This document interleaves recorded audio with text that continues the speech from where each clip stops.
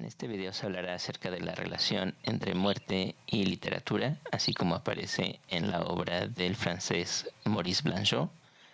Más adelante utilizaremos en el siguiente video estas ideas para realizar finalmente un comentario de un fragmento de Kafka.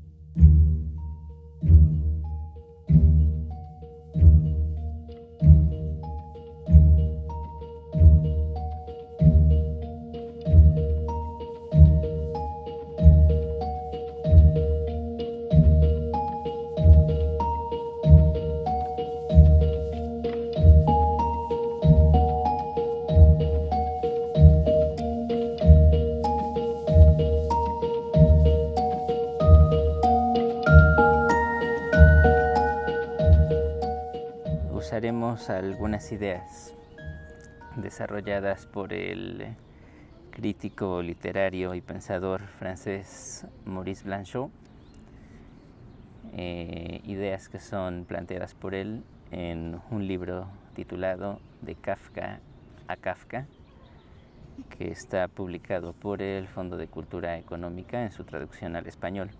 Blanchot nos dice que es una práctica muy frecuente que al tratar de darle sentido a los escritos de Kafka se recurra a ver en ellos algo que va más allá de la literatura. Se suele ver en Kafka a alguien que, por ejemplo, utiliza motivos religiosos, que utilizaría también motivos políticos, pero Blanchot nos invita a no caer en la tentación de hacer esto, sino ver en Kafka a alguien que hace literatura. Para empezar, hay que hacer una distinción entre lenguaje literario y lenguaje ordinario. Blanchot sostiene que cuando hablamos nos hacemos amos de las cosas. No sabríamos qué hacer con una cosa que no tiene nombre. Las palabras con las que nos referimos a las cosas nos permiten nombrarlas, pero también pensarlas e incluso transformarlas para convertirlas en cosas nuevas con nombres nuevos también. Sin embargo, en el uso de las palabras para nombrar las cosas se asoma una cuestión que normalmente no sometemos a reflexión en nuestra vida diaria, pero que implica un problema si es que lo pensamos alguna vez. Y esto tiene que ver con que las palabras, nos dice Blanchot, suprimen a las cosas que nombran. Si, por ejemplo, yo utilizo la palabra gato para nombrar a una cosa a la que me refiero como gato, entonces para mí el gato será la idea que me forme con esta palabra, será el uso que haga yo de esta palabra todos los días para que decírsela a otros, por ejemplo, y cuando se las diga, ellos se referirán a esta misma palabra que conocen y podrán formar una idea. Pero aquí la cuestión es que el gato mismo, el gato en sí, queda ya fuera de este juego del lenguaje. En cuanto empezamos a construir palabras, a usarlas para referirnos a cosas, estas palabras reemplazan a las cosas mismas. Y entonces, en este juego, las cosas a las que originalmente nos referiríamos usando esas palabras van siendo desplazadas, van siendo dejadas a un lado. Entonces, para Blanchot, el lenguaje siempre va a tener de manera intrínseca esta propiedad de despojar a las cosas de su ser. Él así lo externa, y esto podría parecer un problema, pero en realidad él mismo nos dice es una de las cualidades propias del lenguaje.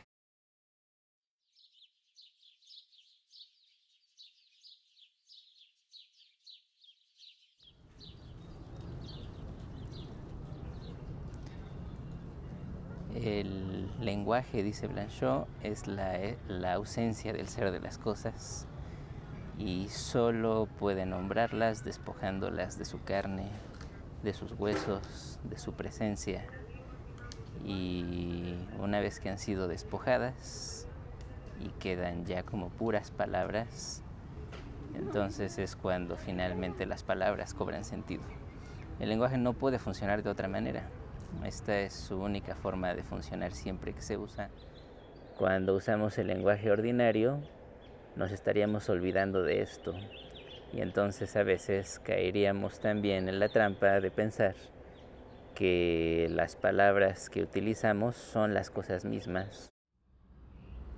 Cuando hablo, la muerte habla en mí. Así lo plantea.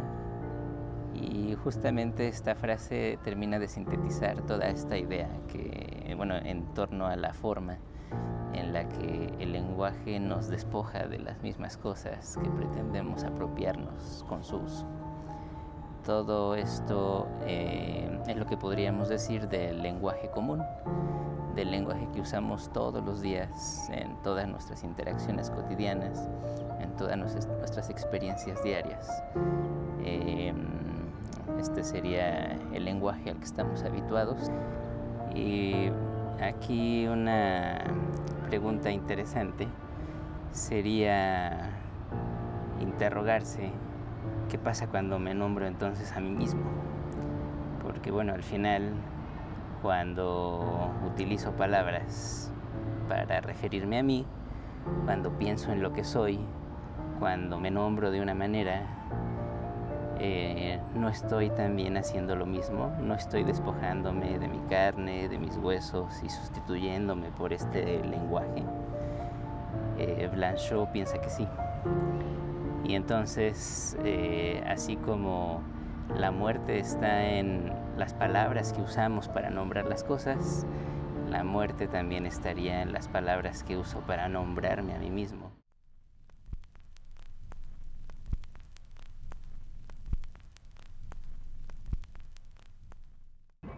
Algo que ahora tiene sentido que se empiece a indagar es cuál es el papel del escritor en todo esto, porque al final la razón por la que estamos hablando de esto es por Kafka, y si estamos hablando del lenguaje es porque nos interesa también hacer una breve reflexión sobre el lenguaje, no solo como lo usamos en la vida cotidiana, sino como se usa en la literatura. Para Blanchot, los escritores van a tener un uso de la lengua que va a ser muy peculiar.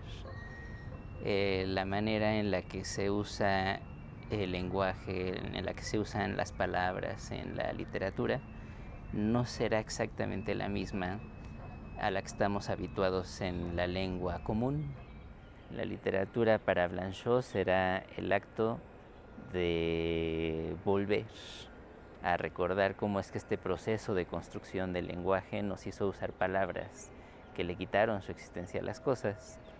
Y entonces, cuando alguien hace literatura, lo que estaría haciendo sería volver a la palabra y mostrar su desconfianza en ella, y entonces modificar lo que la palabra puede decir para tratar de lograr que la palabra vuelva a tener una especie de correspondencia con esto que originalmente buscaba y que en el lenguaje ordinario se va perdiendo paulatinamente.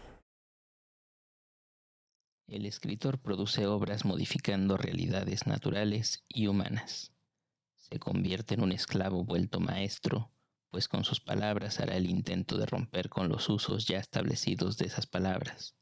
No se conformará con la idea y el uso que de ellas se da en el lenguaje común e inventará otros usos. Romperá con los viejos modos de utilizar la lengua, y por eso el escritor es alguien que se puede decir se da a sí mismo su propia ley. Cuando decimos que el escritor se da su propia ley, a lo que nos referimos ya un poco más en concreto es al hecho de que el escritor no va a respetar las reglas del juego con el que se usan las palabras comúnmente.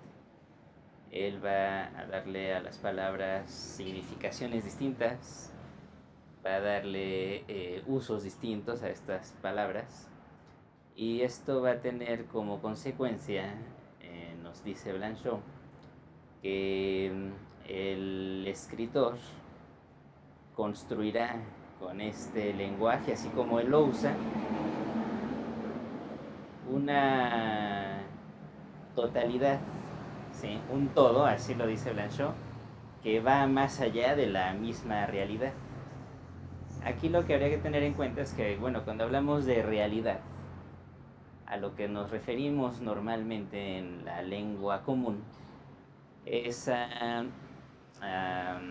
al- a nombrar, por ejemplo, las mismas cosas con las mismas palabras. La literatura no tendría la finalidad de comunicar nada.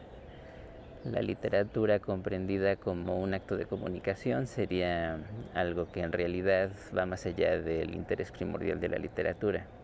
Cuando entendemos literatura como una forma de comunicación, lo que estaríamos haciendo es pensar que en realidad el lenguaje, ya como existe en el estado en el que se encuentra, es ya el lenguaje tal y como debe ser, que no hay otra forma del lenguaje, que el lenguaje ya funciona de manera correcta y entonces ya solo procedemos a usarlo como una herramienta. No hay que perder de vista que cuando hablamos de realidad, en realidad a lo que nos estaríamos refiriendo es a darle el mismo uso a las mismas palabras.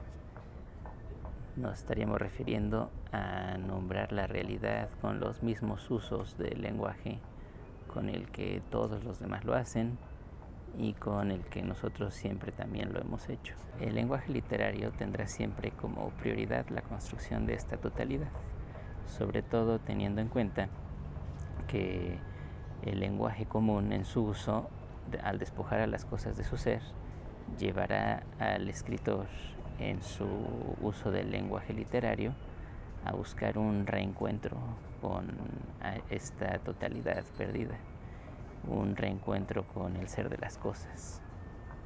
Si lo pensamos, el mundo es todo aquello que podemos nombrar, todo lo que podemos decir, pensar, lo que creemos que podemos hacer. Y entonces, siguiendo estos planteamientos de Blanchot, romper con el lenguaje, con sus usos, significará también romper con este mundo. Este rompimiento entonces con el mundo, mediante el rompimiento con el lenguaje, también podríamos decir es un rompimiento con las normas de ese mundo. Cuando esto se lleva a uno de sus momentos más extremos en la literatura, Blanchot nos dice, nos encontramos con la revolución.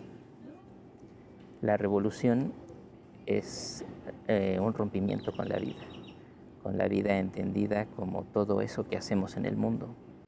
En el acto de romper con las palabras que nos permiten decir el mundo, con las palabras que le dan forma al mundo, el escritor estará rompiendo entonces con ese mundo también.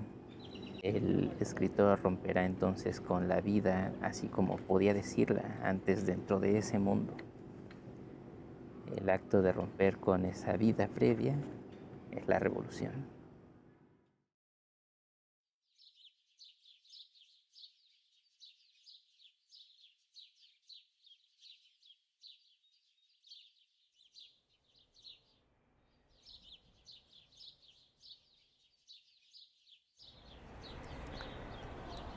Esta libertad llevada a su aspecto más radical es lo que Blanchot nos dice tendría que ser entendida como el acto más puro de terror que pueda haber.